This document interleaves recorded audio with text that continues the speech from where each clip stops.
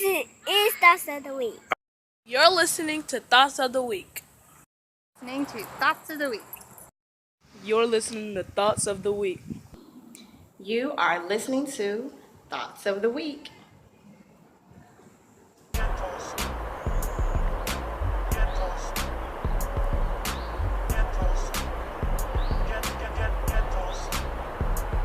What's going on? What's going on, everybody? On this Tuesday. What's up? What's up? What's up? I want to say welcome to the replay viewers. Welcome to the live viewers on Periscope. And those who are going to be listening to this show, it's being recorded on sound as well as I speak. And it's going to be put on YouTube next week on Monday. So any live stream that I do one week, that same live stream will be transferred over to YouTube as a soundcast, and it'll be over, the following week. So you get the live first, and then next week you get that replay of the soundcast. All right. So welcome everybody to YouTube as well, who listens to the soundcast on YouTube. What's up to the live viewers? What's up to the replay viewers? And check this out.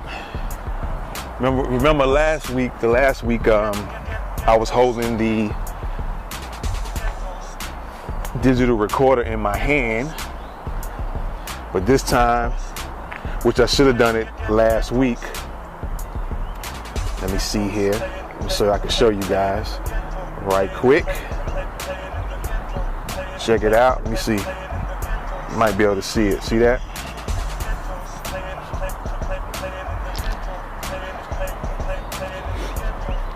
Right there. Got the little mic attached to my digital recorder. All right. What's going on, everybody? I got that salt and pepper look. I'm kind of giving it a feel out, man. I don't know how I feel about it yet. Starting to catch a little salt with this pepper. So I don't know, man. I heard people say they like it. I'm kind of on the fence about it myself. So what do y'all think? Let me know. All right. So yes, I'm going to talk about the Black Panther movie. All right. And today I'm using an app. I won't say what's going on, Courtney. Share this out to your people. Appreciate you coming in. If you have followers of your own, share this out to your followers. Matter of fact, let me hit this button right quick. Bam. Yes, indeed. Let me hit another button right fast. Let me see here, okay. There you go. So, I apologize, I'm a little late today. I'm gonna try to do these live streams on Periscope anyway at 9 o'clock on Tuesdays. There may be times when I don't do a show on that day, so I'll let you know ahead of time, but I'm gonna try to be as consistent as possible. All right, I'm going to try to be as consistent as possible, as best I can. All right, sometimes things come up and I'm not able to, or sometimes things come up and I start a little bit late, but I'm going to try to get started between 9 and 10 a.m. All right, but definitely try to stay on that 9 o'clock schedule. So, like I was saying, I got this new app that I'll probably, some of you might know about it, some of you might not. There's several apps like the app I'm using. There's different versions. But this was from my research that I was looking for and I decided to try it out on this episode of Thoughts of the Week. All right. I'm not even going to say how long I'm going to be on here or not, because I always say one thing and then it turns into something else. So we're just going to leave it at that. I'll get done when I get done. And if you happen to hear,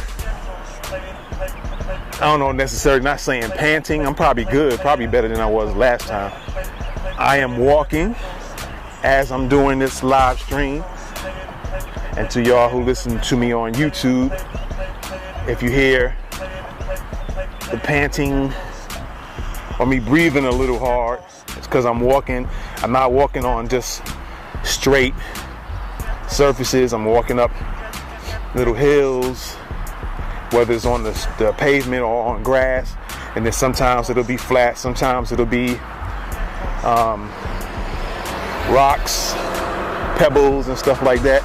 So I'm walking on different types of ground. All right. Which I guess is actually good. For some, I guess, and some it's not. But about this app, I'm gonna be putting it on, I don't know when, because there's several apps I want to put y'all up on my show, The App Game. So in the near future, I'm gonna be doing some new episodes on the App Game, and that's on YouTube. So if you want to check out the shows that are on there now, you can go to Norwood Media Vision on YouTube. Norwood Media Vision on YouTube, and check out the App Game, where I do some discussion of apps and how they work, how they function. And so check those shows out. And on the same YouTube channel, the YouTube channel again is Norwood Media Vision. Somebody checked in, I didn't catch their name, but thanks for coming in. But on Norwood Media Vision, I have other shows on there as well. I have the Black History Minute, which I'm going to be adding some more to that pretty soon as well. I'm probably going to try to do that the whole entire year, is add a Black History Minute. All right, so you can check out that. Thoughts of the Week Soundcast, which is what I'm doing right now. What happens is I do the live stream on Periscope, and then I take the recording, and those who are more fond of YouTube and like YouTube, they can go to YouTube and just hear the soundcast. All right.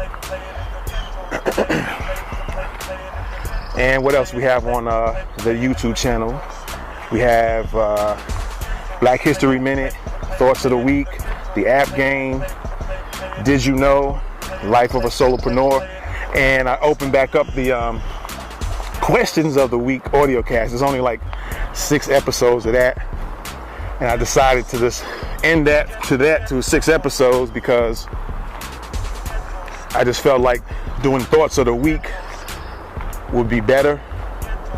But I got some great material for Questions of the Week, and because I wanted some participation from the peoples with the questions and see what their answers would be, but nobody really participated. So I decided, let's do Thoughts of the Week. That way I can just put my thoughts out there and people can feel them. If they feel them, they can disagree, they can agree. We can have a debate on it. And I think that seemed to work a lot better. Got a better response doing it that way. So that's why I'm doing it like that. Now, with that being said, let's talk about my review, my thoughts on the movie, The Black Panther. All right, so I don't know how many of you guys and girls have seen the movie, but I might say some things that, for those who've seen it, maybe they didn't realize it or recognize it at the time when they looked at the movie, so they might have to look at the movie again. and maybe they'll pick up on some things. And others, it could spoil, it could spoil things for you watching if you didn't see the movie yet. So my suggestion is that you wait. You might want to just get off my particular scope this week, and you don't listen to my soundcast on YouTube until you see the movie. Then you can come back and check it out. Either one, Periscope, my live replay, or the soundcast on YouTube. All right, so let me give you about 30 seconds, and then I'm going to go in on my take on the Black Panther movie. All right, and while I wait these 30 seconds, you guys, I'm walking the track, but this time I'm not walking with my backpack of weighted plates. Maybe I'll do it the next week. I don't know. I decided I'm gonna take a break off from that. Maybe bring it back in next week, maybe every other week. When I did it that first time, that was like my first time ever doing something like that. And man, when I bent over to take my shoes off, woo, my back was definitely feeling things. But that was cool though, to get my body accustomed to it. Hello, I see somebody in here. I don't know who it is. They're kind of going in and out, but what's up to you? All right, so what I'm gonna do is just go over this Black Panther movie. And like I said, for those who didn't see it, you might not wanna listen to this live stream today, or you don't wanna go to my YouTube channel, Norwood Media Vision, and listen to the soundcast until you actually see the movie.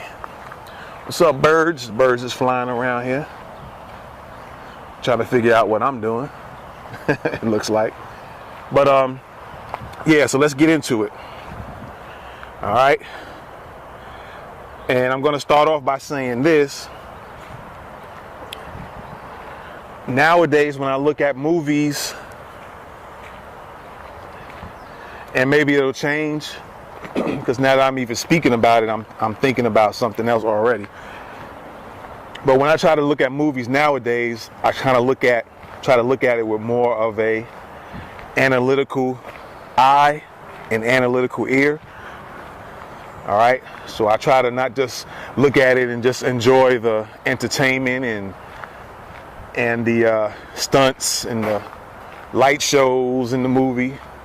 I try to look at it as far as looking at what messages is being sent through the visuals and through the words. What's going on, everybody coming in? Thanks for coming in. Help me out with some hearts, by the way. I need some hearts. Hook me up. All right. Hook me up with some hearts. See 7 people in. Thanks for coming in, y'all. Now, like I said, when I look at movies nowadays, I try to look at them with a more analytical eye and analytical ear. And that's just because as time going on from year, let me see who's this. Alex, what's up? Thanks for coming in. Share this with your people. Share this with your followers. All right. Share. Let other people know I'm here. And I thank you for coming in. Hook me up with those hearts, most definitely. So like I said, I try to look at movies now with an analytical eye and analytical ear. Examine things that I'm seeing and hearing while I'm watching the movie. And that's just because over time, I've been realizing that real live events have taken place. And I will remember, it was almost like I've seen these things happen or heard about these things happen before. Right? And so, like for instance, let's look at the movie with, I think it's Denzel, and I don't know if it's Mark Wahlberg. The Two Guns, I think. That's just me giving the one example. The Two Guns movie. I think that was the movie. There was a scene in that movie that was very, very, very similar to this real event that happened. I can't remember. I think it was Pennsylvania, maybe, where there was a naval base shooting, and they had some video that happened. Real shooting supposedly happened, and they were showing like the guy. They had video footage of the guy kind of going into different hallways and rooms, and it was real similar to a scene in the Two Guns, right? And there were other movies that had different things happening in the movie, and then it could be a year later, it could be several months after, maybe a few years later, and similar things in real life would take place. Another example that comes to mind is the one of the Batman movies where they had on a map, during one of the scenes they pointed out Sandy Hook, and then I don't know how long after that movie came out, all of a sudden you had that Sandy Hook shootings, right? It's kind of, you could say it's coincidental. What's going on? Vesuvio in the house. How you doing? So those are just a couple of examples that I'm talking about, right? And so now when I look at movies, I try to, good morning, what's going on? Cali Slim, what's going on? What's cracking? So now I kind of look at movies with a more analytical eye and ear. All right, so Doken or Doken, what's going on? Or Dokken, what's going on to you? Thanks for coming in. Share this with your followers.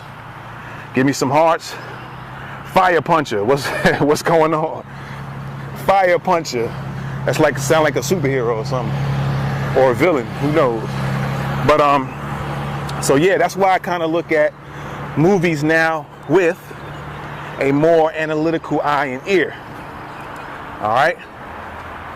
And so maybe next time around, what I'll do is when I look at a movie, I'll look at it and get the enjoyment factor of it.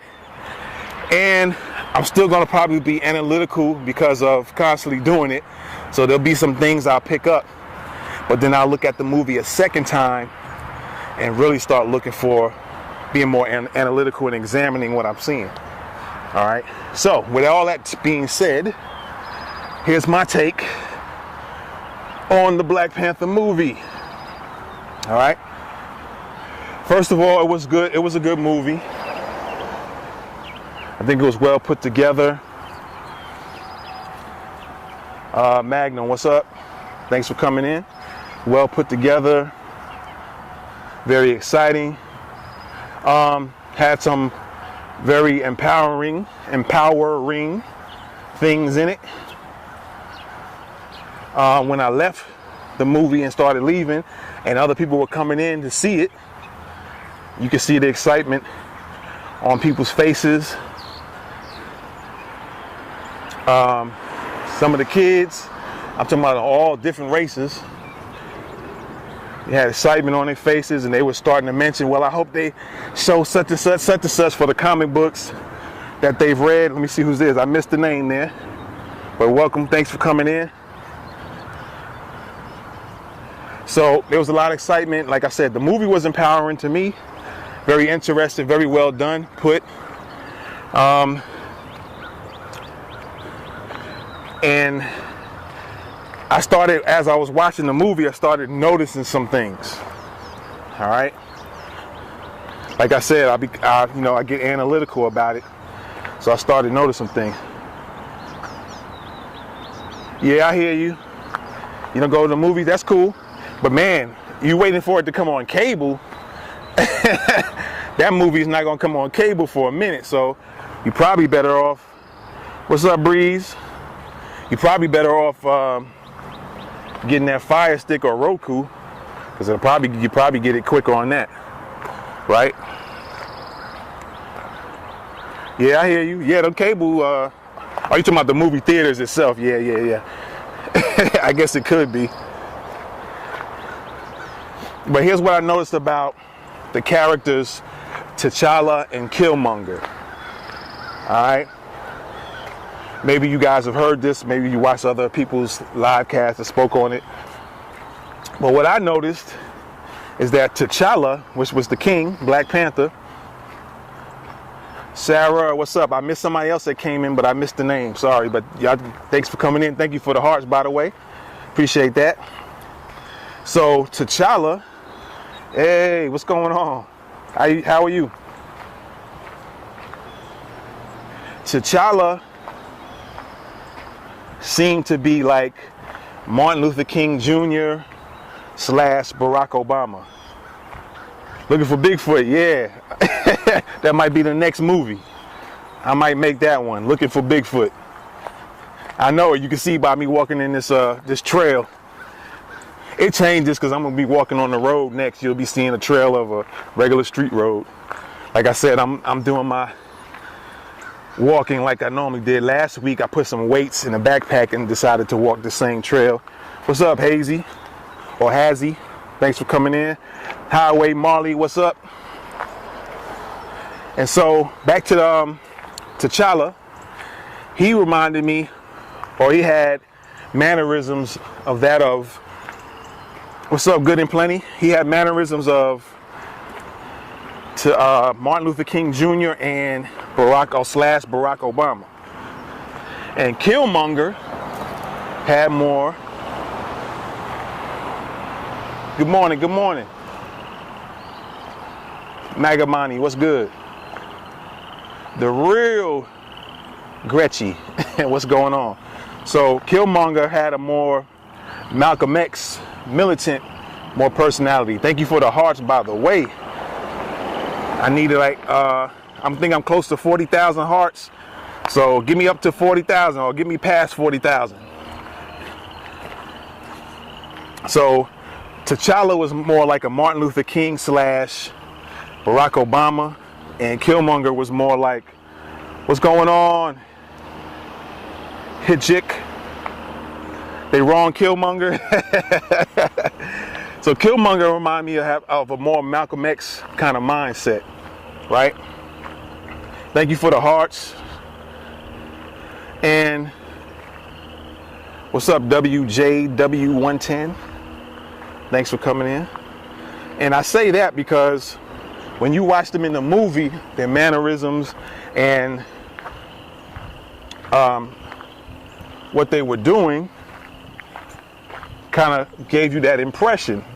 For instance, T'Challa was more like the mild-mannered type person, kind of thinking his way through.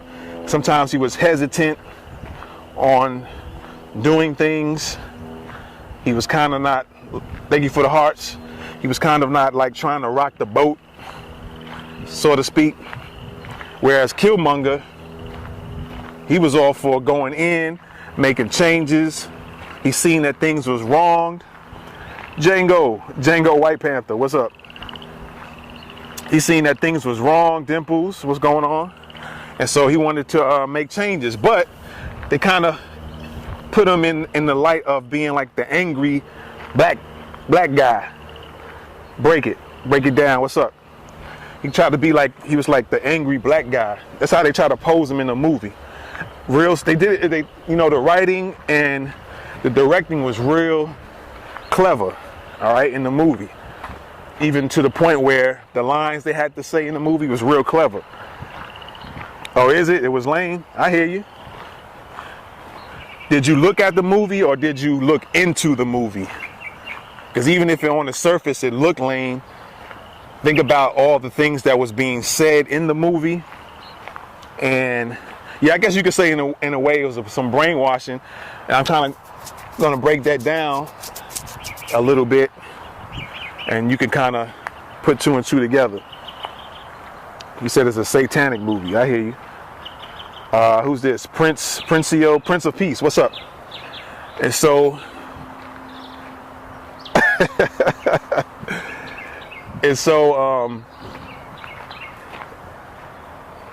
back to T'Challa, he was more like the mild-mannered type dude, like Martin Luther King, Barack Obama type. You know, they had to sit down and be thoughtful and think things through before they made a move, right? And the same thing like Barack Obama and Martin Luther King. They did a lot of thinking, they thought things through, which is nothing wrong with that. I say that's one way, that's definitely, you should have that as part of your own makeup, not always just acting on things. But then there's sometimes you have enough information, enough knowledge where you can make a decision and move on some stuff, so you should move on it. And that was kind of like Killmonger. He already been through some things. He lived in the United States. You know, the uncle or his dad was killed by the former king, right? And so he ended up living in America and not living in Wakanda, right? And so he's been through living in Oakland, which that was another thing in itself. Just the beginning scene of Oakland, and then having the Panthers pop up at the apartment, that was like a big message to everybody about the actual Black Panther party. If any of you guys picked that up who watched the movie, they were actually bigging up or shouting out the actual Black Panther party, or letting you know that's where they started at, in Oakland. All right. So for those of us who grew up in Harlem, I'll say that again, put it back up. And there was some mentioning by people about Harlem as well, by the way. But like I said, Killmonger grew up in the United States. He wasn't brought back to Wakanda after his dad was killed. And so he had to go through and see. I hear you. Much respect. You appreciate having a black superhero. So Killmonger, you know, he grew up in the United States basically, and wasn't brought back to Wakanda after his dad was killed for his crimes, right? So Killmonger ended up experiencing the racism that went on in the United States, and in the movie, you know, he was bringing that issue up. All right. Apparently he'd been through the CIA and learned things from the CIA, and that kind of reminded me of an old movie called The Spook Who Sat Behind the Door. I think that was it, the name of it.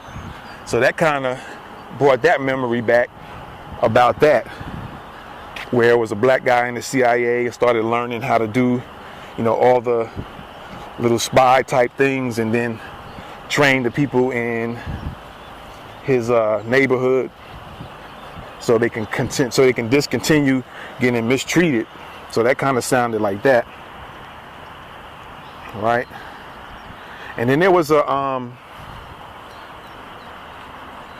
scene in the movie where Killmonger said, "We will show them how great we are," right? We will show them how great we are. And I think that reflected on, when you look at the totality of that particular scene, he was saying that some of the people in Wakanda were so reserved and wanted to keep out from helping others outside of Wakanda that nobody really seen how great they really were, and how intelligent they really are, and how technologically advanced they were, right? So he made that comment. Another thing that stuck out to me was the women in the movie.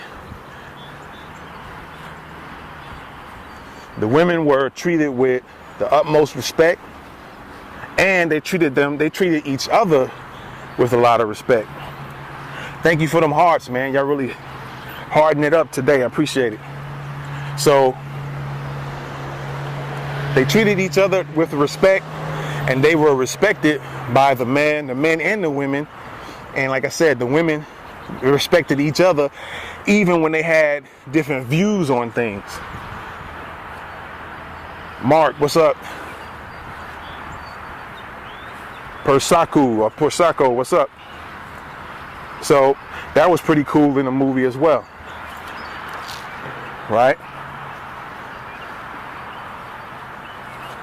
And even when the men, when they went to battle or they had to fight to become the king, which M'Baku and T'Challa had to get their fight on, even after the loss, M'Baku still had respect for T'Challa to the point where he even saved, or some of his people, some of his soldiers, M'Baku's soldiers, found T'Challa after Killmonger threw him over that waterfall, and they still had that much respect and love for him that they went on and saved him and preserved him, I guess, until they decided what they wanted to do, right?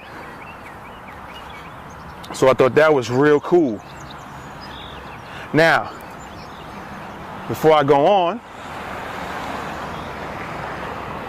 this was like days after me watching the movie. I found out that in the newsland that there were articles saying that the LBGTQP were upset because they weren't represented in the movie. And so I found that kind of interesting because I don't know if it's, for one, was that really true? For one, was that really true, or they were just putting that in the news to try to either throw some dirt on the movie or just to try to get something started? What's up, Carlos? Were they trying to get something started or throw some dirt in the movie? Or was it a real, actual, true thing? Like, was it some complaints about that? How's it going? So you just never know. And if it was a real statement, right, or if it was some real complaints, why is it that they have to be in? What's up, everybody? I missed a couple of y'all names popped up. Ramon Sanukas or San says. Excuse me. So if it was a true thing where that group was complaining about it, why did they have to have representation in every single thing that goes on? I missed somebody who just came in. What's going on? So why does it always have to be that representation, right?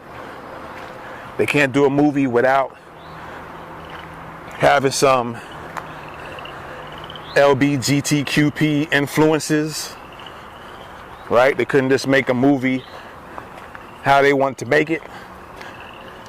If that group, what's going on, True Vision, if that group wants some representation, they can always find somebody in Hollywood to really, Toasty, what's up, to have that representation for them, right?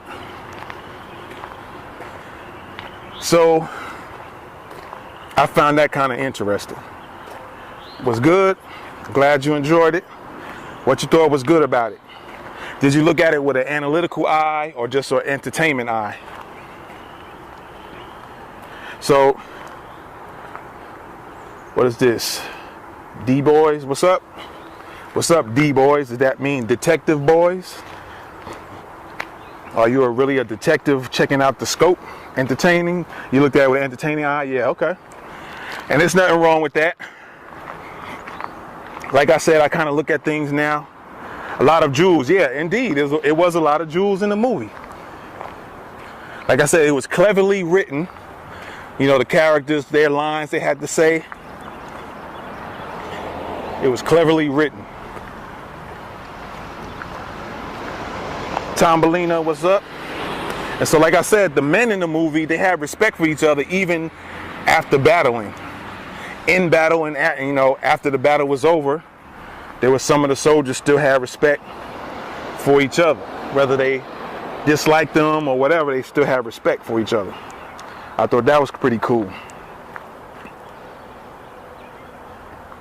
And another interesting thing in the movie is when the head of the Dora Milaje, when they had to go into the little Korean nightclub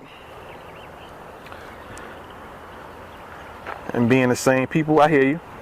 I hear you, True Vision. And I miss somebody just came in and joined. Thanks for coming in. Show me some love. Give me a few hearts, man. Let me get my heart game up. Get that heart game up. But appreciate them hearts. Thank you. The character who was the general, the head of the Dora Milaje, when he had to go in and spy. First super heart. Thank you.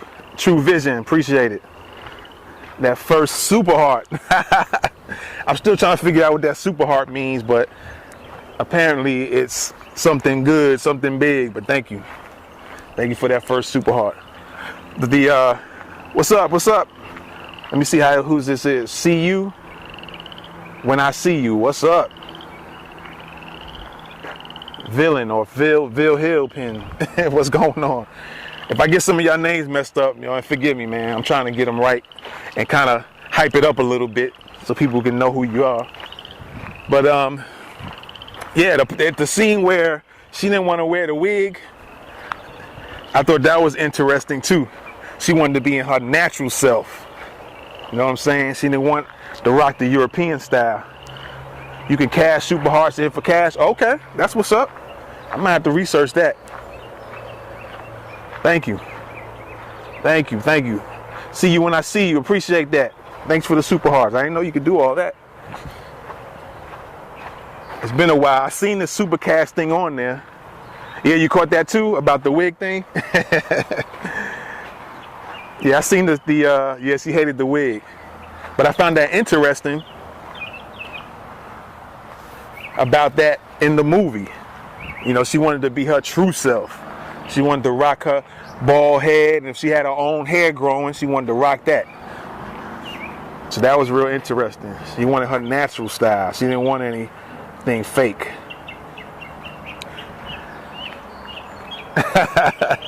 The wig thing was a great scene. And did y'all notice when, I think it was Shuri, T'Challa's sister, when they had the CIA, there was the guy who played the CIA operative or agent, when he was trying to get him better, and he finally woke up and walked around. Shuri called him, well, hello, colonizer. I thought that was interesting for her to use that line in that.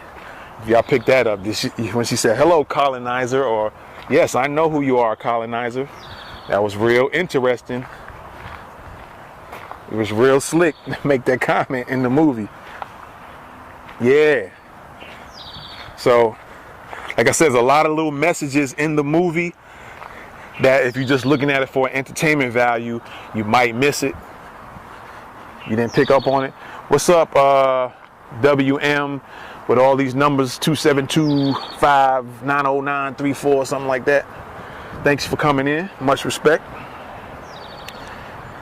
So, like I said, there's a lot of lines in there. The Killmonger line, I forgot what it was all the way at the end when he was gonna die. He said he'd rather die than become. I'm gonna kind of paraphrase it, unless y'all know the exact lines. Y'all put it up. But basically, he was saying that instead of being like a sellout per se, that he'd rather die with respect. Something along those lines. He didn't want to be no little side chump and try to just go along to get along. Bury my body in the ocean with my ancestors. Yeah, but something he said, but right before that, I think. Or after that, one or the other.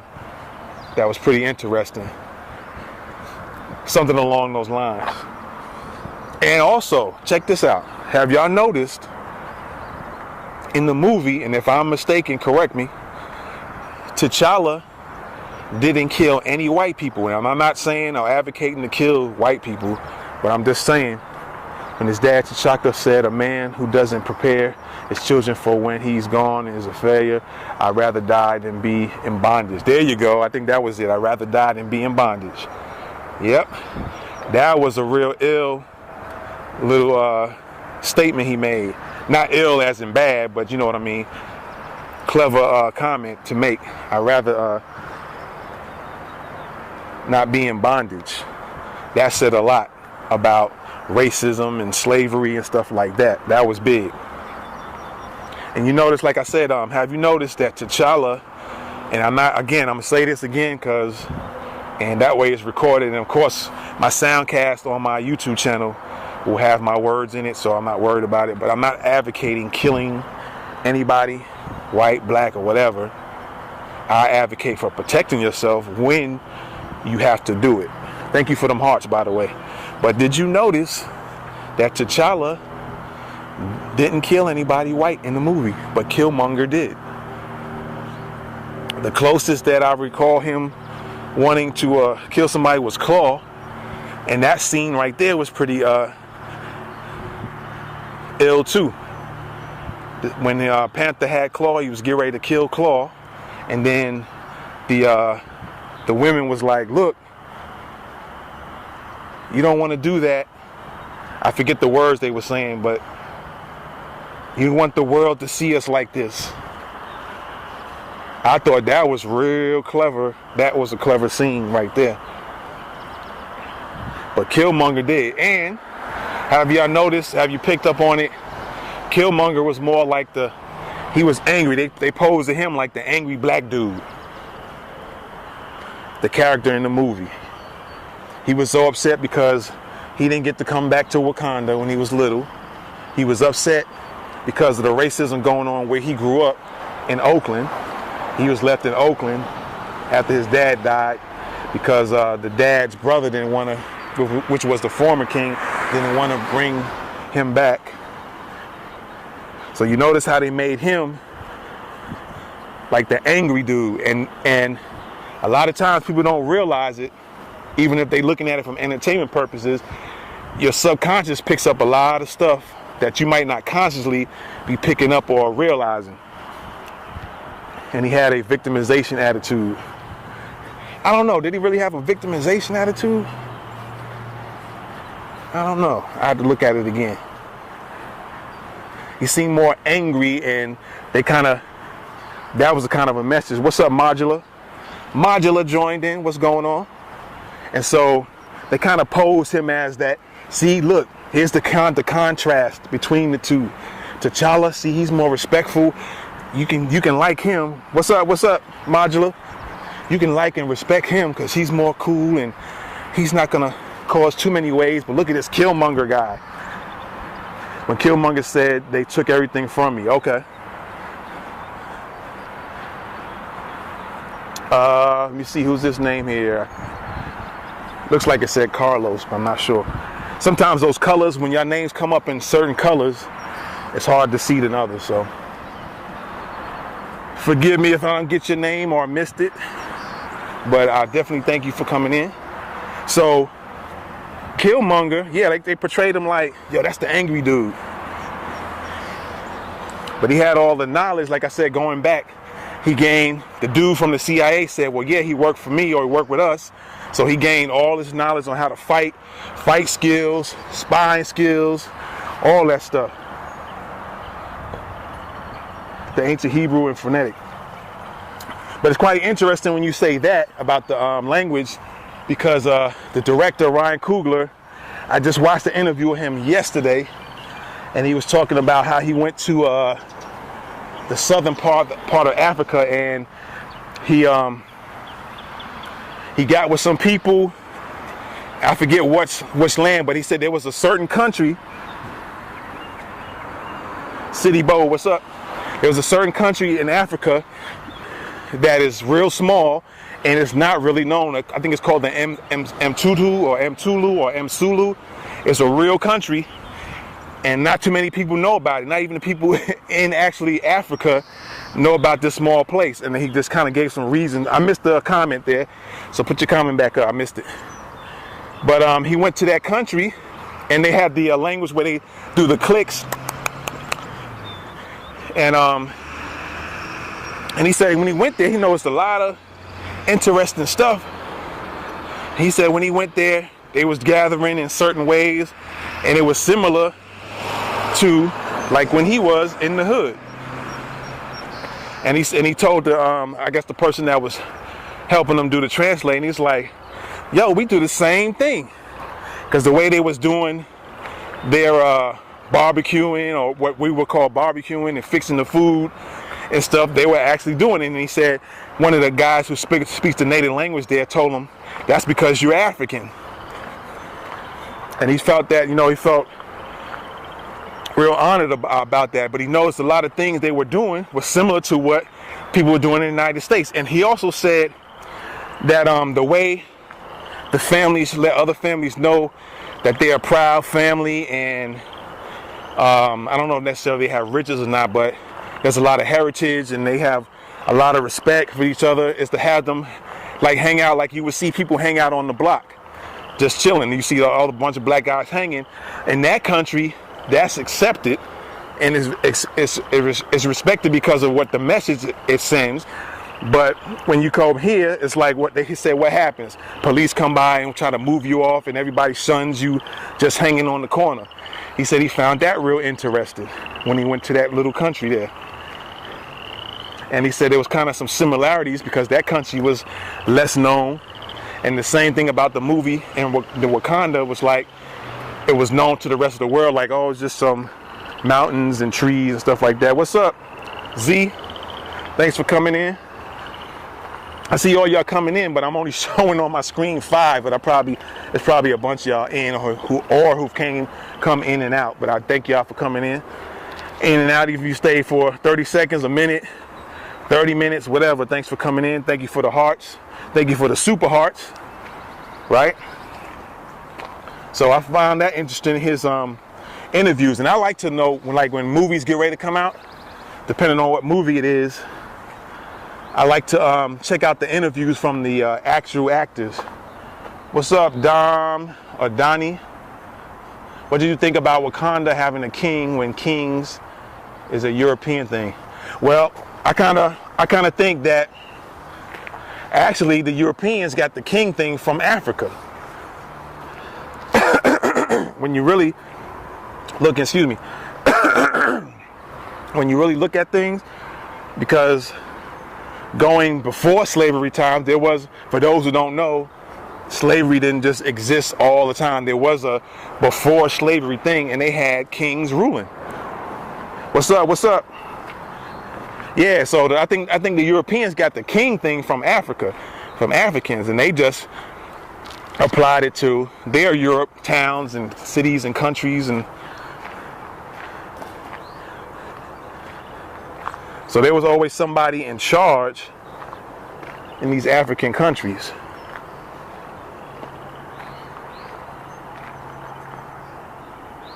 Satan or Sultan, what's up? Or Satan, well, I don't want to say that word. Yeah, check it out, because I think a lot of this stuff originated from Africa, really. Even just my things I've been researching. There was also a time when they talked about the Moors teaching, going to Europe and teaching them about sanitation, because they didn't have no sanitation practices. They was real dirty, and they had people inventing their own forms of toilet bowls. The Hebrews even wanted a king during the time of Saul because of the surrounding nations. See? So yeah, they got that from Africa, man.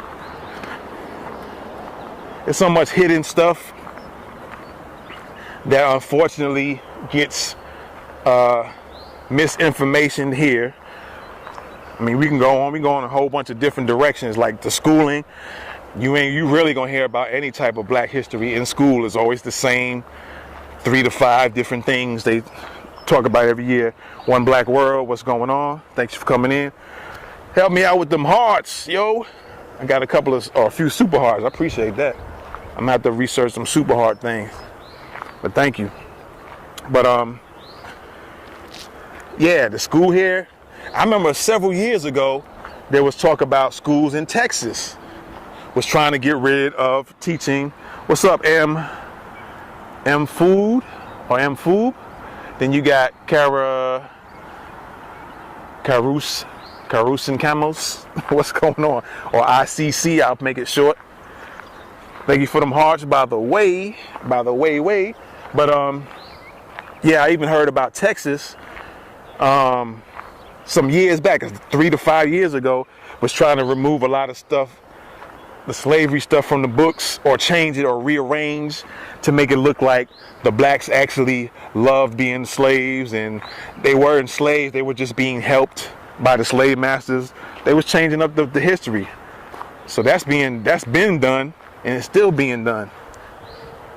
And it makes you wonder why they want to change what the real history actually happened. Who are they trying to not let know what really happened? Kids. Right? So, felt that was kind of interesting. Now, let's get back to the movie. The vibranium, the herb-shaped hearts, the symbolisms in that is melanin. The vibranium and the herb heart that they had to take, the suit that had the created, I think it's created kinetic energy, and the fact that the powers the suit had and the herbs had, the symbolism of that is the actual melanin and people with darker skin on the planet. Talking real life now. The powers of melanin, right? And I don't know if you guys know, some of you might not.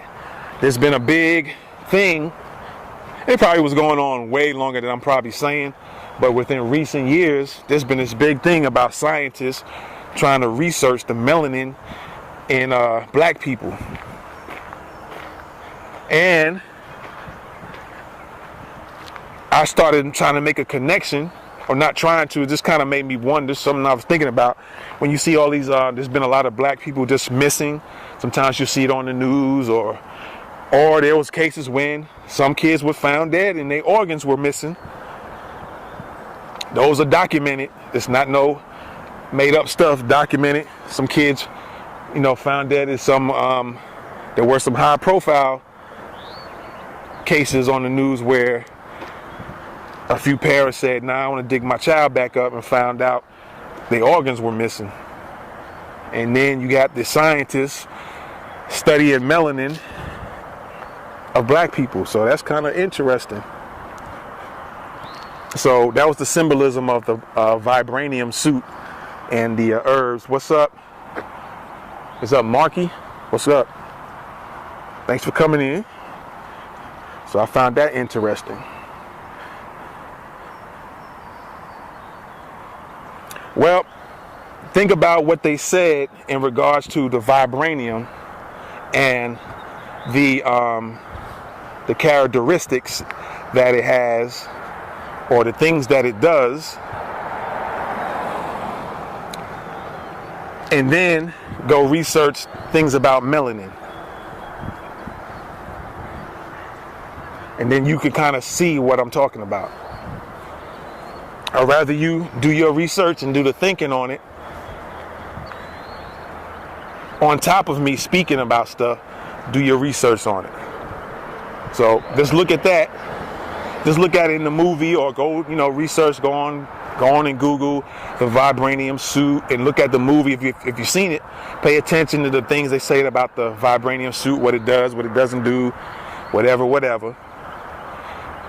Not to say that people are bulletproof, and so we're not going to go on the surface like that as far as the suit. But the inner makings of the suit, the chemistry regarding the suit, and then look at the melanin that's actually in people and the chemistry behind it. That's what I'm talking about. The makeup, the chemistry makeup behind the vibranium, and the chemistry makeup about the melanin in your skin or in your body, down to the color, even the symbolism of the color of the suit, just it being black, and the powers of it. All right. I think the herbs is in the comics. I'm not a super comic head. I'm especially not an adult. I don't even fool with comics now.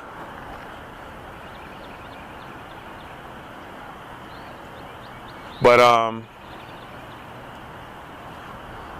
when I was a kid, I did read some comics here and there, and the herb was, I think it was in, at some point, in one of those comic books, them comic book series, and so, at some point, if it didn't start in the beginning.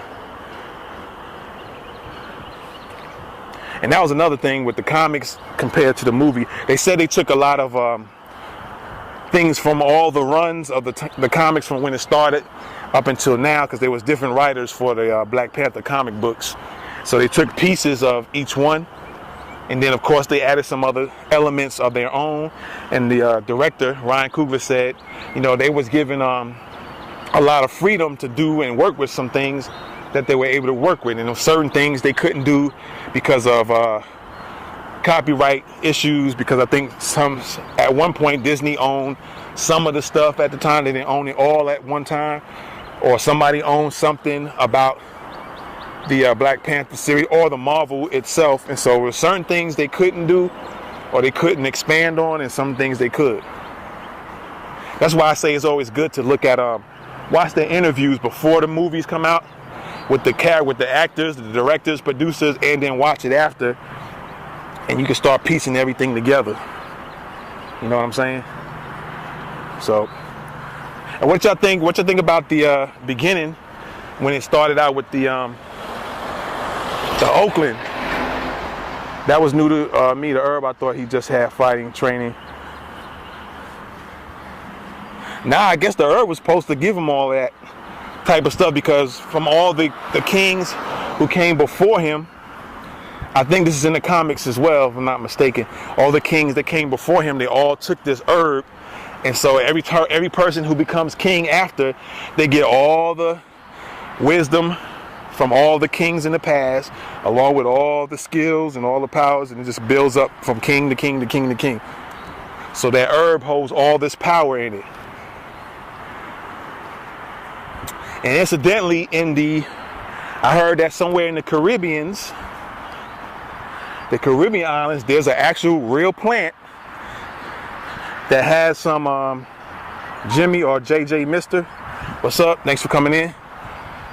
There's an actual real plant in the Caribbean, I don't know where else it would be at, that it has, when they break it down and start working with it, that plant actually has, you can change it to get to turn it into a certain electrical power, where you can substitute and use that plant, you know, do whatever you got to do to change it, and actually get electricity out of it.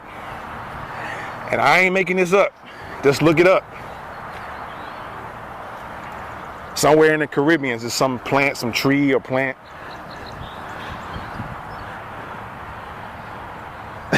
The Too Short Oakland song. Yeah. But that was interesting how, because Ryan Coogler, the director's from Oakland, or grew up in Oakland, one or the other. I guess he was born there and grew up there. And I understand that because Ryan Coogler did Creed and then Fruitvale Station. And I think, I got to go back and look at them movies again just to see for sure. But I think he puts his signature on every movie, which I guess maybe directors do. That's the thing they do. Put a certain thing where you know, hey, it's that director did it. Even if you didn't find out who did it, you can look in the movie and there's be something in a particular scene that'll say, oh, that was Ryan Coogler. He directed it. So that's real clever of him to do stuff like that.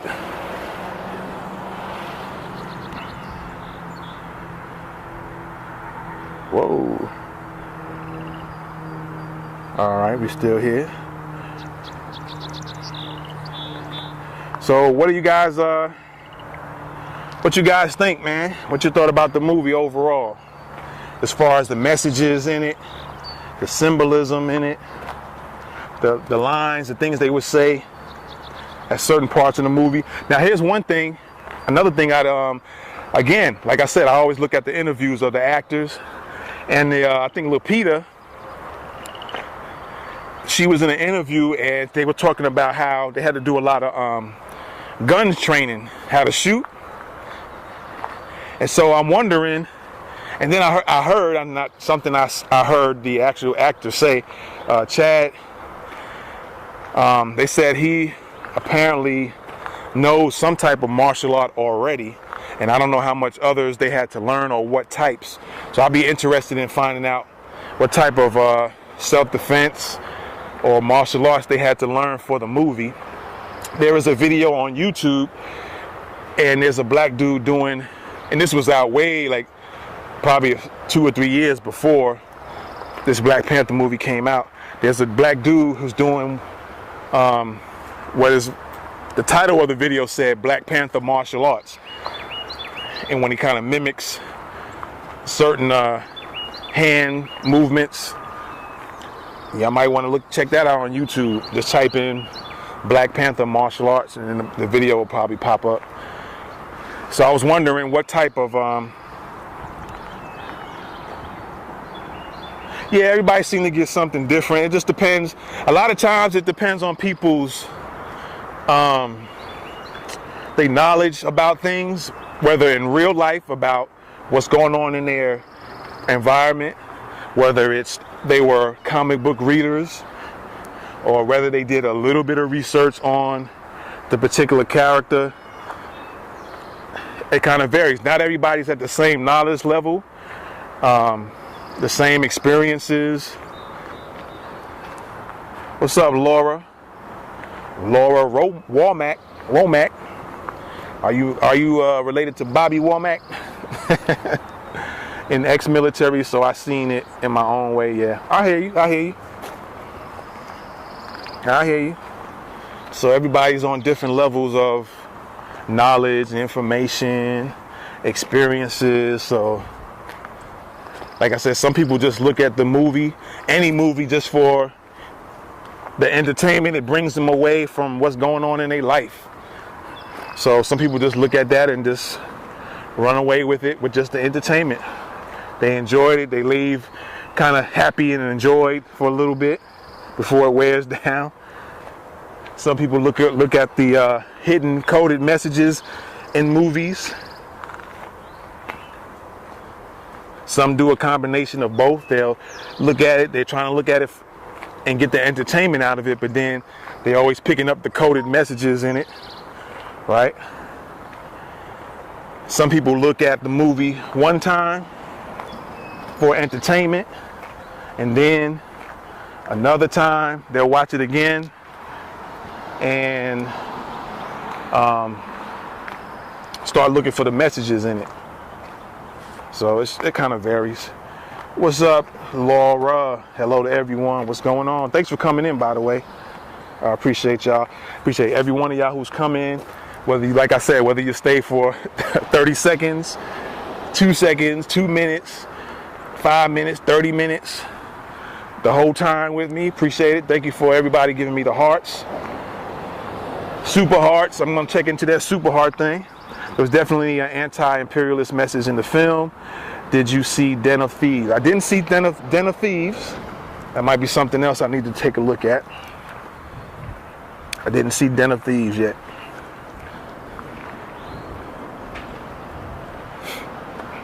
So what else? Oh, like I was saying, you know, everybody has different levels. Some people come in just wanting to be entertained, which is cool. Nothing wrong with that. Some people want to find some people, let me see, great film for Ice Cube's son. Oh, Den of Thieves you're talking about? Okay. Yeah, that's right. He's in that movie, right? That's right. I'll have to check that movie out. But like I said at the beginning, I think I said it in the beginning, I kind of look at movies now with an analytical, yep, he's the star, yeah. I kind of look at movies with an analytical eye and ear, because I've been noticing a lot of similarities of real life events that took place, and then the movies have these scenes in it that reflected similarities to real life events. And I brought up the Batman scene where they showed you Sandy Hook in that movie, the two guns, where they had the scene where in the real live event where the Navy dude was going in and out of different rooms and hallways. The Two Guns had a scene like that in that movie. I think it was Two Guns. And we can go on and on and on about these movies having, and I noticed something too. I think Denzel Washington been in several movies where actual incidents in real life actually happened similar to the movies he was in. J Law, what's up? DeConic, what's up? Like that movie Flight, Denzel was in that one, and there was a real life plane crash that was similar. I don't know if as far as the flying upside down or anything like that, but it was similar to the Flight movie. And there was some other Denzel movies that were real similar. The one with the train.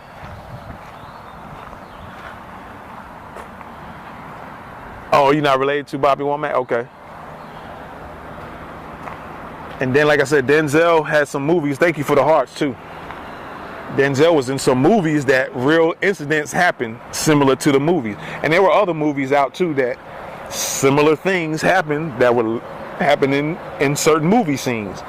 That Long Kiss Goodnight, there was a scene in that movie with, I think that's with Samuel Jackson, where they talked about the 9/11 towers. Thank you for inviting somebody in, Laura. Appreciate it. Much respect. Thank you for the hearts. So a lot of movies, they'll come out and certain scenes will be in them. And then a year later, a couple of months later, a couple of years later, incidents will take place that were similar to the scenes in those movies. So I found that real interesting. And so that's why I look at movies kind of with an examining eye and ear, and I also try to get the entertainment fun out of it as well. And I think what I'm gonna probably do in the future is just watch a movie and just try to watch it just from an entertainment perspective, and then go back and start doing the analytical looking at it. But it's gonna be hard because I'll automatically, while I'm looking at it from an entertainment value, I'll end up picking up stuff analytically just by watching it, and then maybe I'll go back a second time and really pick some stuff up. Long Kiss Goodnight is in, say that again? I just caught half of that. I think it was Long Kiss Goodnight. And there was a scene in there where they mentioned something about, well, we won't fake the taking the towers down, we'll just do it for real. So, and then that movie was made before the actual 9/11 thing happened. And then there was supposedly a cartoon, a Bart Simpson cartoon, that had the 9/11 towers and the plane flying, like getting ready to hit it. And that was before the towers, the 9/11 thing.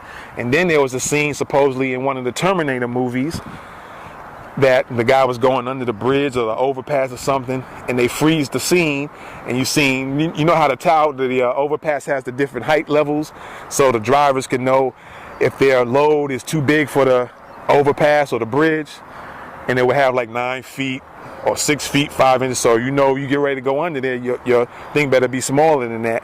And so supposedly in one of the Terminator movies, the earlier ones, there was a scene when they freeze the scene when he's getting ready to go under the little overpass, and it had 9/11 on it. How coincidental is that? You know, that's crazy. That's a trip. So I think there's a lot of messaging in the movies. You might consider it coincidental, but it's a big coincidence when loads and loads of movies every year, and I'll just say one out of whatever amount of movies come out a year, they have something in the scene, in a real life situation that ends up happening similar to that scene in the movie. And there's a whole big thing on the movies and how they get approved before they I caught the line and okay, yeah. See what I'm saying? So a lot of movies are like that, man. And I don't know if it happens, it keeps happening. Like, say for instance, if you started paying attention to it in the year 2000, just started watching movies and paying attention for 10 years, you've been paying attention. after a while, you got to start thinking, I'm wondering if this is really a coincidence, or do they be putting certain things in these movies to tell you, like, hey, this is getting ready to happen. They just don't tell you when. They just tell you, well, this is going to happen. Yeah, after a while, you got to start wondering that. Right?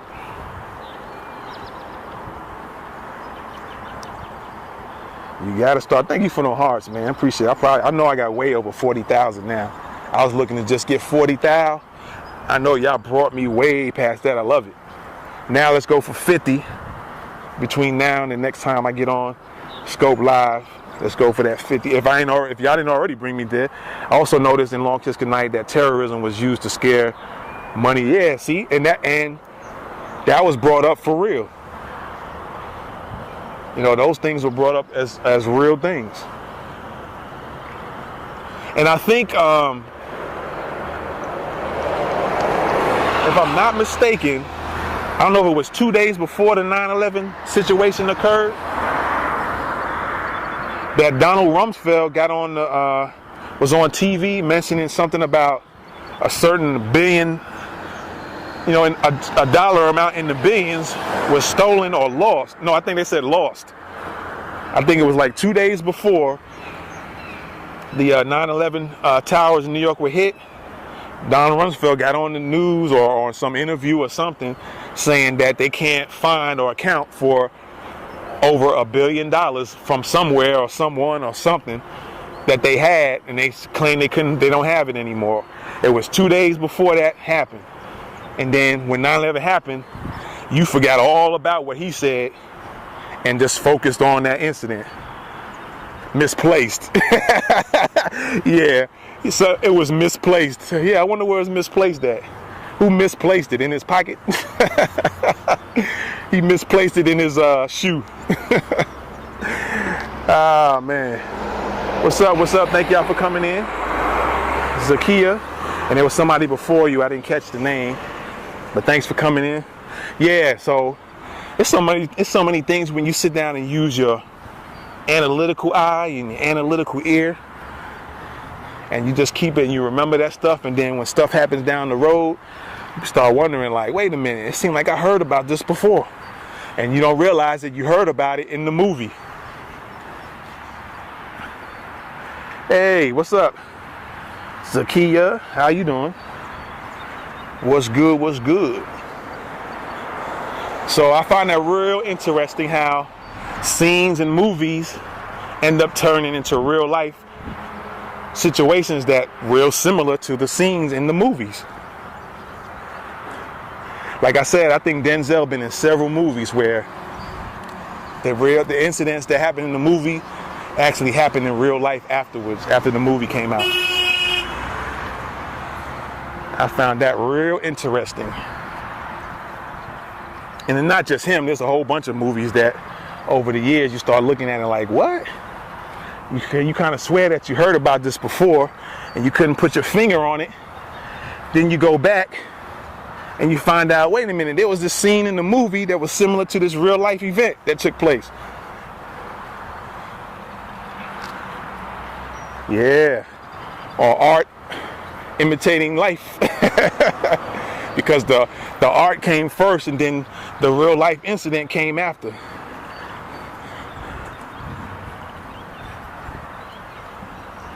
Like I said, there's been a lot of movies like that, man.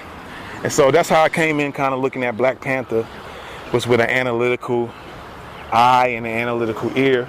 And like I said, there's a lot of jewels, and somebody else mentioned here, there were a lot of jewels that were mentioned in the movie. So it was a lot of jewels mentioned. I'll talk to her briefly. What's up, O Easy or Q Easy? Can't tell if that's a Q or O. But what's good? Thank you for coming in. Man, I appreciate y'all coming in, man. Y'all like 2 weeks in a row been showing me love as far as popping up, like how many people are viewing. I thank y'all for doing that, man. Thank you for the hearts, super hearts. I gotta check my heart count. I know it's probably, I wanted to make 40. I know y'all gave me over 40,000 by now. I missed it. What's your perspective on the movie? What about when M'Baku started barking and when H. Ross started talking? All right, let me see if I can hit those real quick.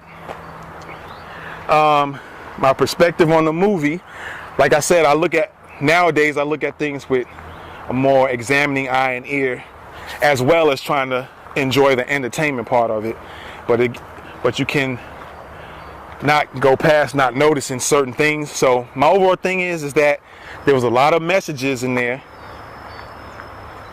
They was planted in different parts of the movie, very strategically, cleverly done. So how would you interpret the fact that Wakanda decided to share their tech with the world? Let me see if I can get with that.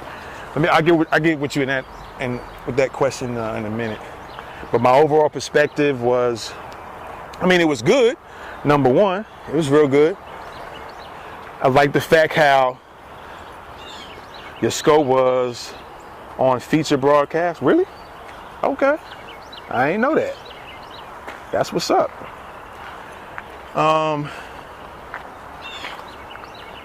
Let me see. Okay, cool. I didn't know that. But it was good. I like how they had the characters. They respected each other. They had respect for each other. They could sit down and debate things. And even when people got heated, they still came to some type of conclusion without nobody chopping each other's heads off about it. Like I said, T'Challa was more like a Martin Luther King / Barack Obama. He was more patient about stuff, which ain't always good. Killmonger was more like a Malcolm X type. He knew what was going on around the world. They all knew, but I say this, remember when Barack Obama said, well, I'm just not for black people or African American people, I'm for the whole world. And so T'Challa was like, well, nah, I don't want to give my technology. I'm kind of answering the other guy's question and somebody else. I think it was Laura, I'm not sure. My apologies on the names. I'm trying to answer two questions at the same time. If you look at their lives, Martin Luther King Jr., Barack Obama, there was a more thinking type, studying things, strategizing first, and then possibly making a move. Well, Killmonger, he did some strategizing too. He had things planned out too. So that part of it between the two is good. Strategizing, thinking things through before you go out and make a move, that's good. But at the same time, Killmonger was more of the radical type, and they made him like the angry black dude. So you started seeing the contrast, and you wonder, what was the message they was trying to bring to you? This is the type you don't want to fool with. This is the type you'll fool with because he won't make any waves. He won't do anything to rock the boat. Well, Killmonger, he was more like, yo, I see my people struggling outside of Wakanda. Y'all need to use this technology to help them so they can come up because they the ones that's being mistreated the most. So he was trying to tell them that, like, yo, if you really pay attention, that's what he was saying. Like, look, I lived in Oakland. Y'all didn't bring me back to Wakanda. You killed my dad. I had to live out here.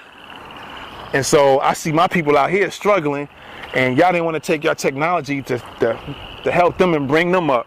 Well, that's what I'm doing now. So he was more like the radical, like he see what's going on with his people. He didn't like it, so he's going to make a change. Whereas T'Challa wanted to think it through first and hold on, well, now you might not want to help everybody.